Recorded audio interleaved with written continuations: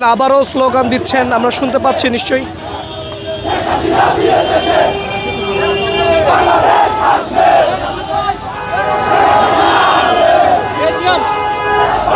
ঠিক এক পাশে দেখছি যে আইন শৃঙ্খলা রক্ষাকারী বাহিনীর সদস্যরা উপস্থিত, ঠিক অন্য পাশেই তারা আসলে স্লোগান যেমনটি দিচ্ছিলেন সেটা নিশ্চয়ই শুনতে পাচ্ছেন।